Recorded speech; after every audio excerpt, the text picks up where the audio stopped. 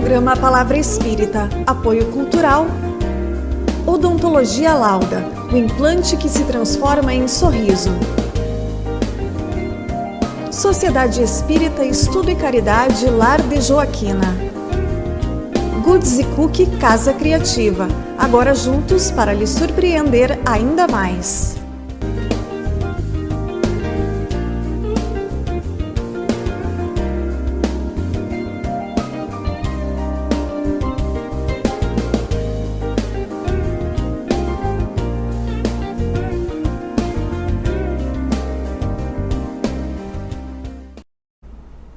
Estamos iniciando mais um programa Palavra Espírita, agradecendo aos nossos apoiadores culturais que mantêm esse programa no ar há 5 anos, Sociedade Espírita Estudo e Caridade Lar de Joaquina, Odontologia Lauda, o implante que se transforma em sorriso, e Goods e Cookie Casa Criativa, agora juntas para lhe surpreender ainda mais.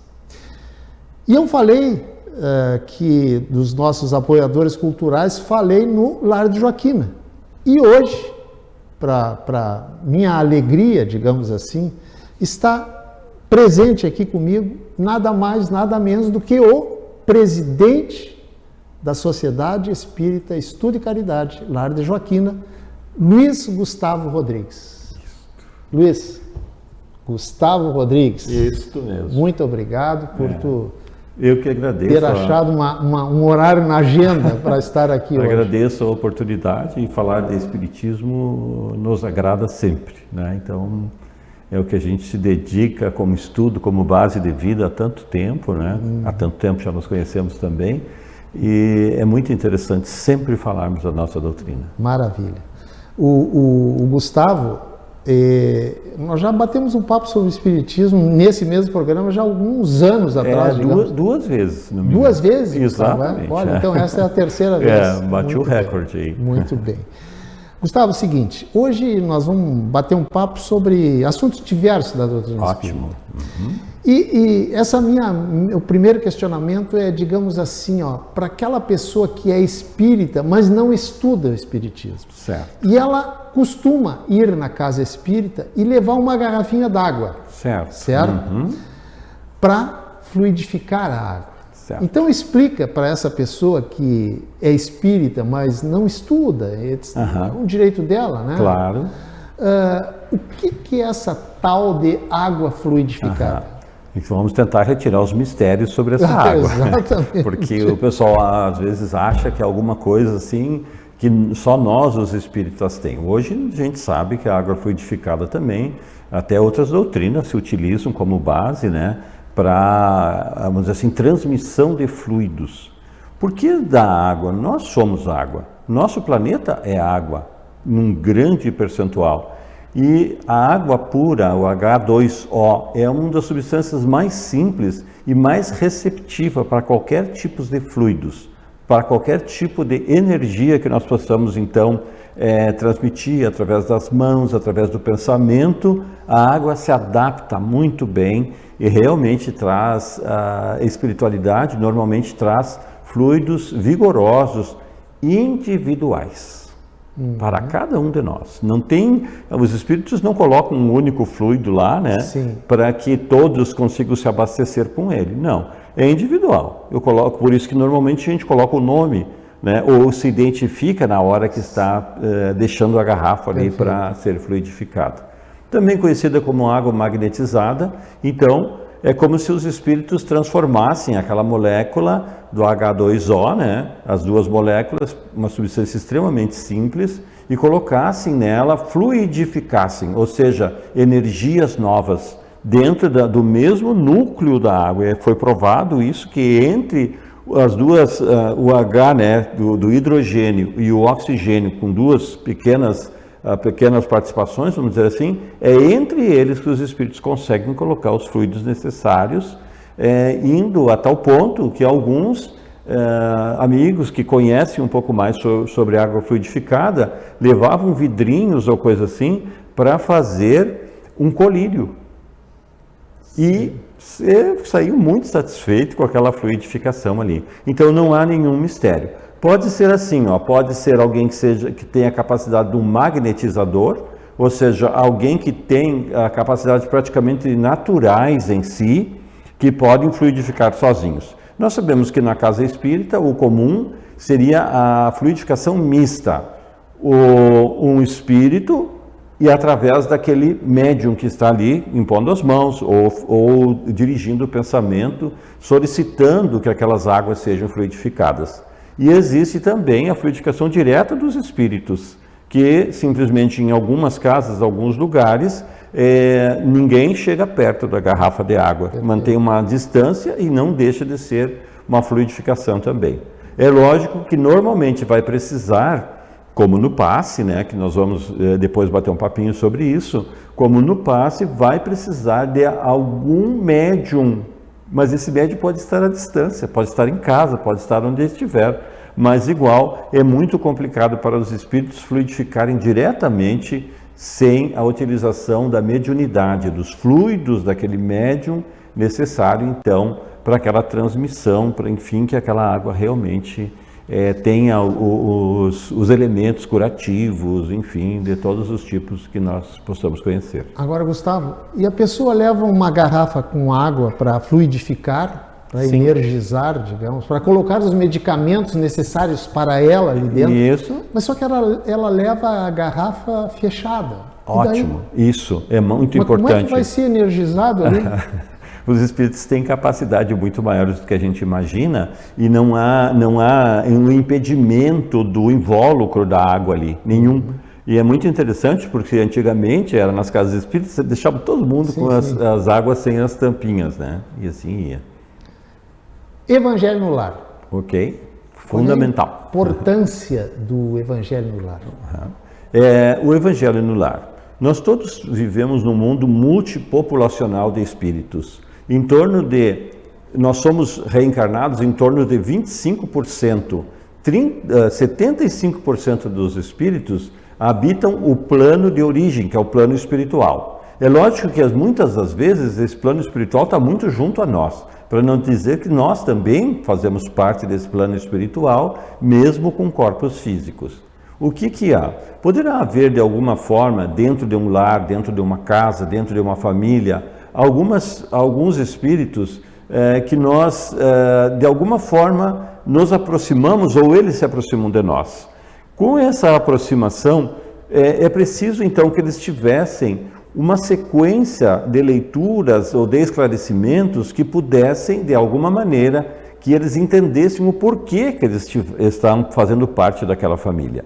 Alguém muito apegado, por exemplo, um pai muito apegado, construiu aquela casa onde o filho e os netos habitam hoje.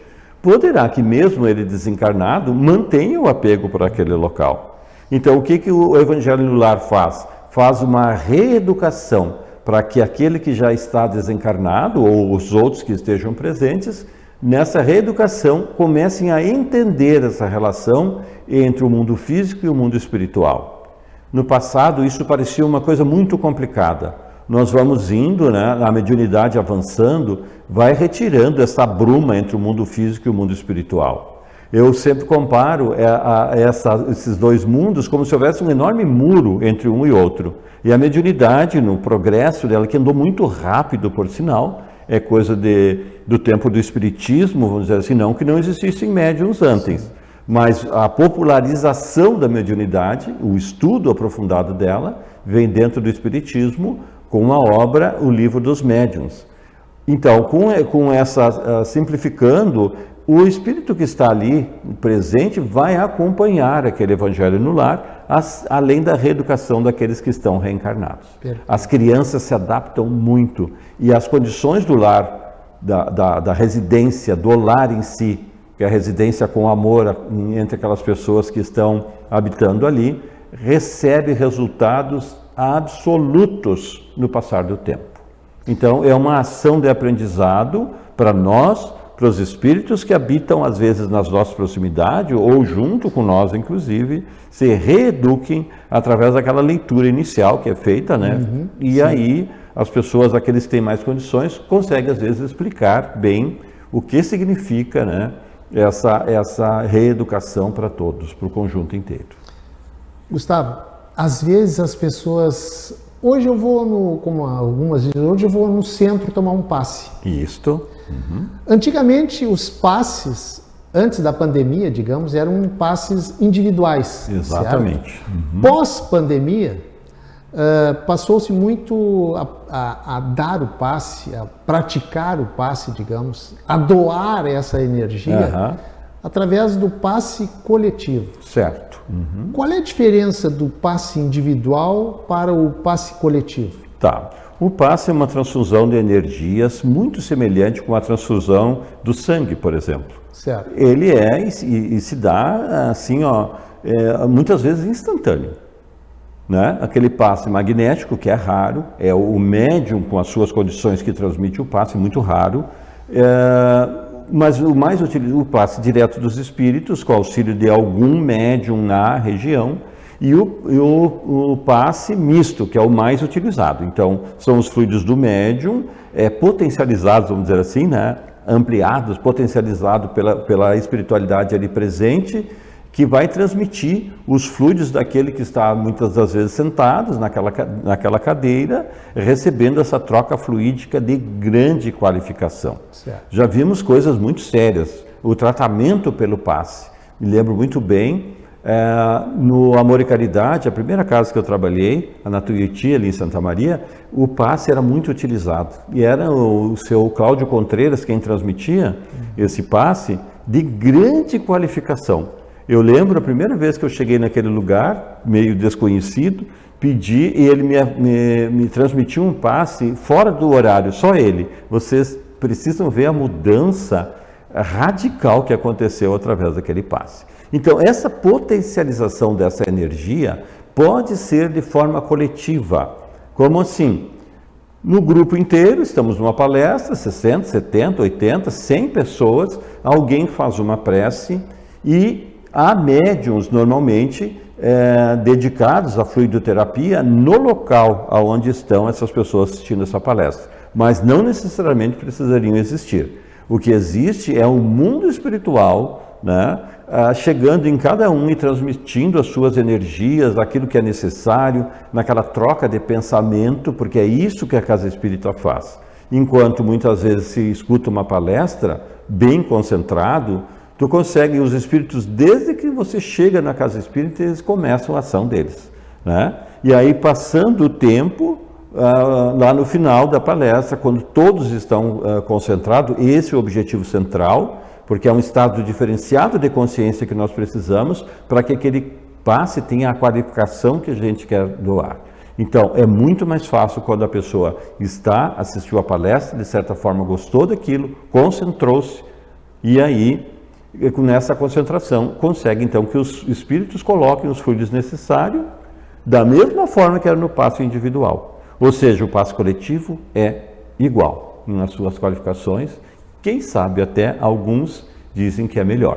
Perfeito. Mas... Gustavo, a produção me diz que o nosso primeiro bloco, você foi, certo? Nós vamos para o intervalo rapidinho, que é menos de um minuto, e a gente já volta. Mas antes de encerrar o primeiro bloco, eu quero mais uma vez agradecer aos nossos apoiadores culturais, Sociedade Espírita Estudo e Caridade Lar de Joaquina, Odontologia Lauda e Goods Cook Casa Criativa. Como eu disse antes, menos de um minuto e a gente já volta.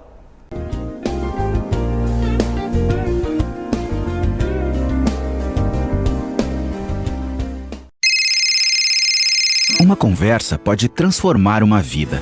Por isso, compartilhe conosco aquilo que você não divide com mais ninguém. O CVV está com um número novo. Ligue 188. A ligação é gratuita de qualquer localidade do estado. Atendimento 24 horas. Disque 188 e converse com um de nossos voluntários. CVV, Centro de Valorização da Vida. A linha que faz você seguir em frente. Programa Palavra Espírita. Apoio cultural. Odontologia Lauda. O implante que se transforma em sorriso. Sociedade Espírita Estudo e Caridade Lar de Joaquina. Goods Cook Casa Criativa. Agora juntos para lhe surpreender ainda mais.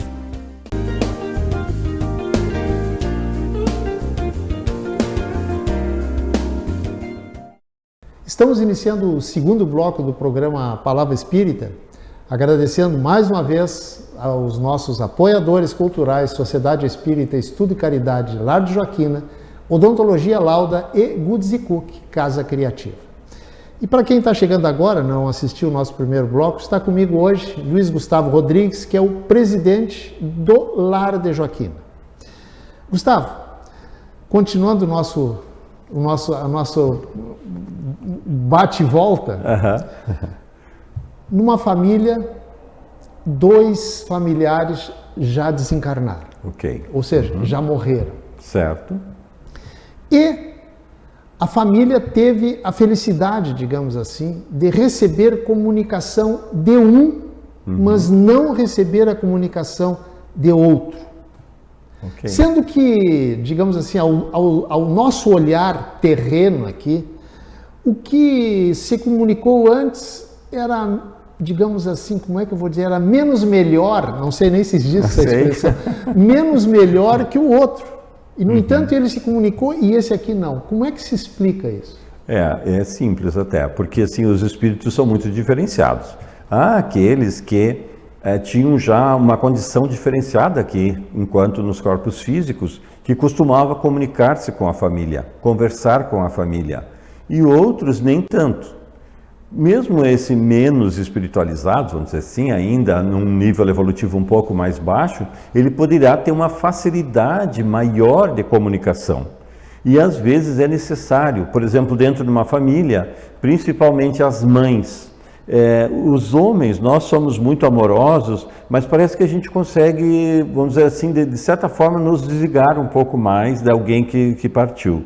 É lógico que mantendo as suas proporções. Nós sabemos, por exemplo, um pai, uma mãe, um irmão, que está um filho, que não aconteça, que aconteça na ordem natural, e nós sempre pensamos que os mais velhos vão desencarnar primeiro. Isso não tem nenhuma verdade, mas é assim que se pensa. Então, o que ocorre? Poderá que esse seja um ser mais comunicativo, então ele vai ficar mais fácil junto àqueles parentes. E o outro nem tanto, não se acha às vezes em condições. Né? Tem pessoas que de certa forma, se apresentam mais, se mostram mais, e outros menos sobre si mesmo. É uma regra. Agora, a comunicação que acontece muitas vezes, ela não necessita todo um conjunto de coisas. Aquela comunicação pelo sono, no sonho, é muito interessante, porque nós que recebemos essa comunicação, poderíamos contar para alguém que diga simplesmente, olha, eu não acredito nisso. Não precisa acreditar. Mas você que sonhou, eu que sonhei, vamos saber que a nossa comunicação com aquele ente querido, fosse pai, fosse mãe, fosse alguém dos nossos queridos, aconteceu. Então eu muito comento quando estamos em palestra ou com alguém no atendimento fraterno. Você já sonhou com o seu ente querido? E a pessoa diz, ele estava vivo ou estava morto? Logicamente a pessoa vai dizer, ele estava vivo. Tinha identidades, como você conseguiu identificar ele? Era um pouco mais jovem, na maioria das vezes, estava um pouco mais jovem e foi um encontro semelhante ao que nós tínhamos antigamente, com um pouco de saudade a mais. Então, essa ordem, vamos dizer assim, de aquele que mais comunica, é parecido com as ordens daqui da Terra. Tem muitas pessoas que simplesmente não se comunicam.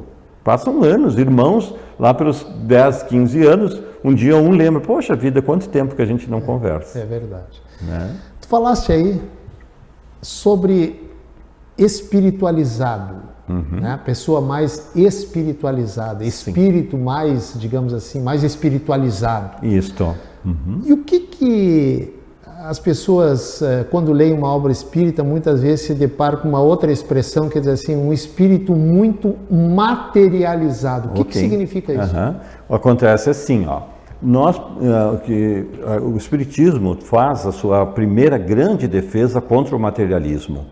Né? Não é contra as outras doutrinas ou religiões, seja o que for, que se refiram a alguma coisa após a morte do corpo físico.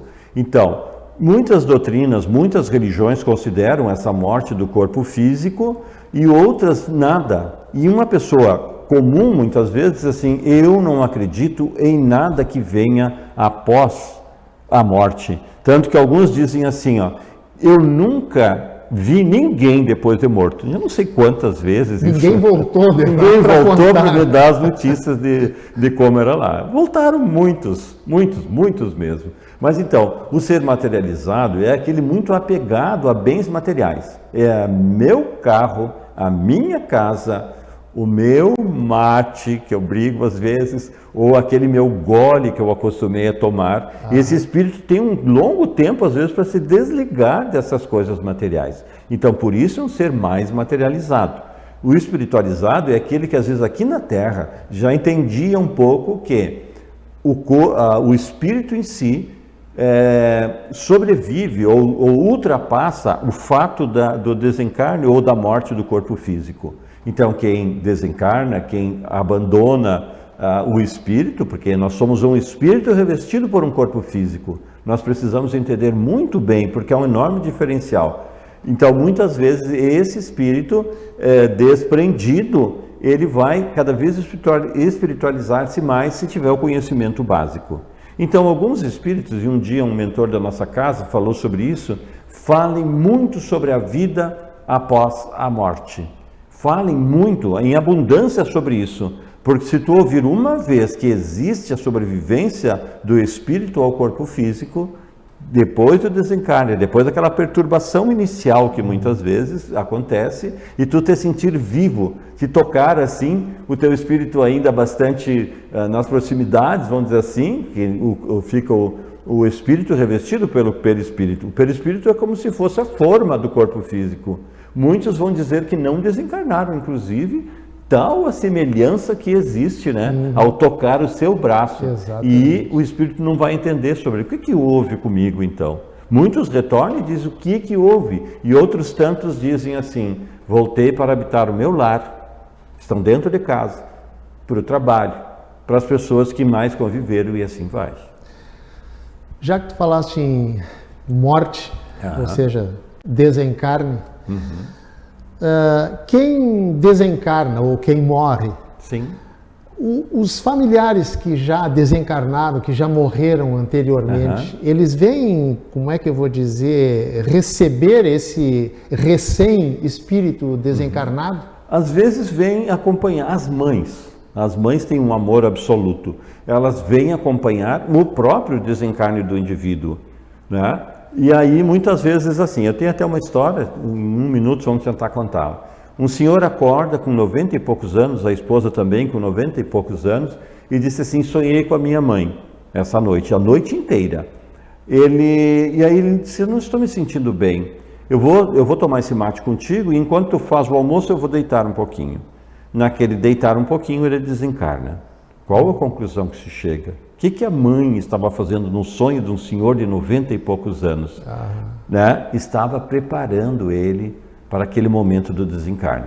Então, nós não vamos encontrar todos aqueles que foram os nossos parentes e nem todos aqueles que amamos. Porque, como eu disse, a habitação dos espíritos, ou o mundo espiritual que nós falamos, não tem muros, não tem, vamos dizer assim, cercas que diga, aqui está o espírito que está em tal qualificação, aqui está... Não. Tanto isso é verdade que nós, muitas vezes, estamos com espíritos nas nossas proximidades, como devemos estar agora. Alguns dos nossos mentores, os nossos amigos espirituais devem estar juntos aqui, né? E nós não nos assustamos, porque não ouvemos, mas nós sentimos as presenças quando a gente fala mais do que tu fala no dia comum. Então, tu sente aquela presença, há um espírito ali presente. Mas assim, ó, não é que nem fosse alguém que retornasse de uma viagem de trem, que naquela estação ficassem reunidos todos os parentes naquele aguardo. Pelo contrário, logo após o desencarne, nós vamos ter um período chamado de perturbação, que pode ser de horas, né, e que podem ser de anos. Em que o espírito não sabe nem o que não aconteceu. Consegue se situar. Exatamente, como eu contei sobre o corpo físico. Ele mantendo, tocando-se em perispírito, ele acha que ainda não se afastou do corpo físico. Certo. Nesse período ele tem dificuldade de ouvir a voz dos espíritos, como nós temos a mesma dificuldade. Então, ele às vezes não é capaz de se comunicar, de dizer, eu já estou habitando o plano espiritual para os outros parentes, né? Mas lentamente, muito lentamente, vai acontecendo que eles vão, vamos dizer assim, assimilando, vão entendendo, digamos. Com o tempo semelhante ao que nós chegamos aqui na Terra. Quantos anos nós levamos, então, para reconhecer que estamos habitando um corpo físico? Muito tempo. Tem uma primeira infância que são 7 anos, por exemplo, né? Onde o espírito começa a tomar uma noção de quem ele é realmente. Ele não é o único serzinho do 0 ao 7. Ele tem uma anterioridade que nós não conhecemos ainda, né? Para saber exatamente como aquilo funciona. Gustavo, vou te fazer uma pergunta assim que muita gente, a produção está me dizendo que faltam 3 minutos para encerrar o programa. Em 3 minutos eu gostaria que tu me respondesse o seguinte: o que acontece em um velório? Um velório, muito bem. O velório é fundamental, porque é um tempo necessário que antigamente eram 24 horas, hoje em dia nem tanto. A gente pode notar que muitas vezes o sepultamento ocorre naquele mesmo dia, mas é um tempo que o espírito precisa para orientar-se nesse mundo novo. Bom, sobre tudo que nós falamos, nós vamos também pensar assim, que muitas vezes ele não vai conseguir essa orientação. Então, é preciso que existe um laço entre nós, o espírito, né, e o corpo físico. Certo. Que esse laço existe agora. Chico Xavier um dia pergunta para o Emmanuel, num passeio no mundo espiritual, por que alguns espíritos tinham esse laço, como se fosse uma corrente, é o que uns chamam de cordão fluídico, cordão de prata. Cordão de prata, vários nomes, dependendo até da doutrina, né, varia.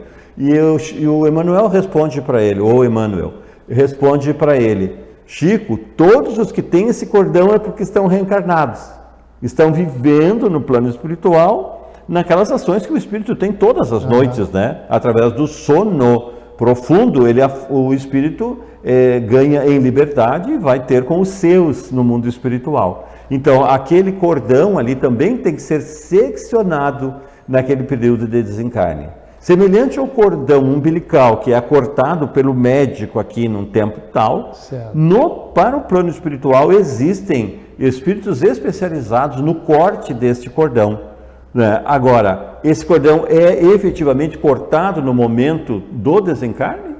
Ou da morte? Ou precisa o espírito desencarnar, deixar o corpo físico?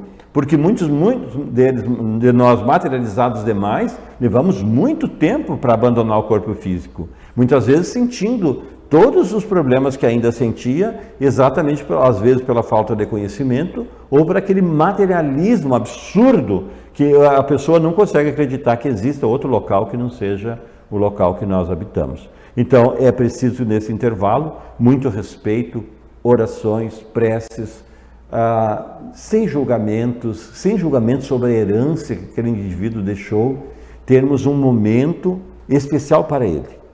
E esse momento especial que acontece no velório, né, antes então do sepultamento do corpo físico. Gustavo, infelizmente o nosso tempo terminou, certo? Mas antes de te agradecer, se tu quiseres deixar alguma mensagem para os nossos telespectadores, por favor, fique à vontade naquela câmera 13. Gostaria de falar para vocês de uma sociedade espírita chamada Estudo e Caridade, né? Lar de Joaquina, na Presidente Vargas, 1920. Nós temos uma escola com 140 alunos, nós temos uma casa espírita com 350 estudantes e vivemos em meio a uma pandemia, como todos nós sabemos, e temos todo esse conjunto de coisas ainda para organizar. Se nós olhássemos rapidamente, seriam mais de 500 pessoas fixas, fora aqueles que nos visitam. Então é uma casa grande e que precisa muitas vezes da ajuda da Sociedade de Santa Maria para sobreviver a todas as intempéries. Não que nós que estamos na diretoria não tomemos todas as providências possíveis para que isso aconteça, e é uma casa de 1927, então tem um bom tempo de duração e graças a bons espíritos nunca nos falta nada.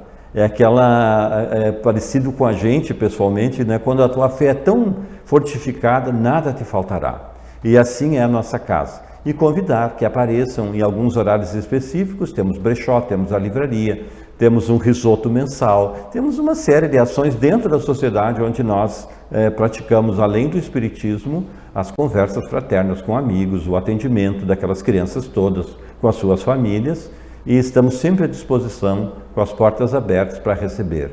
Temos também um atendimento fraterno de grande valor, com pessoas bastante estudadas, estudiosos do Espiritismo, que pode, quem sabe, num momento de dificuldade, também prestar um serviço específico nesta questão. Eu agradeço muito a vinda aqui, mais uma vez, e vou me colocar sempre à disposição. Muito obrigado. Peço que na próxima vez sejam 2 horas, não? Para que a gente realmente bata um papo sobre essa doutrina maravilhosa, que transforma vidas, que nos coloca num posicionamento muito diferente do que nós tínhamos antes.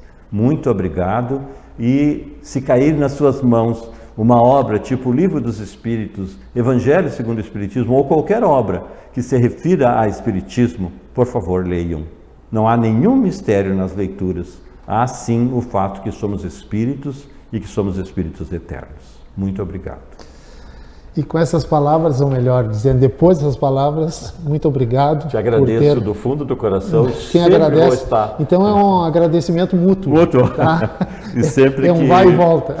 Que eu venho, sempre. Né? Sou daquelas pessoas chatas, tu convida e a pessoa vai.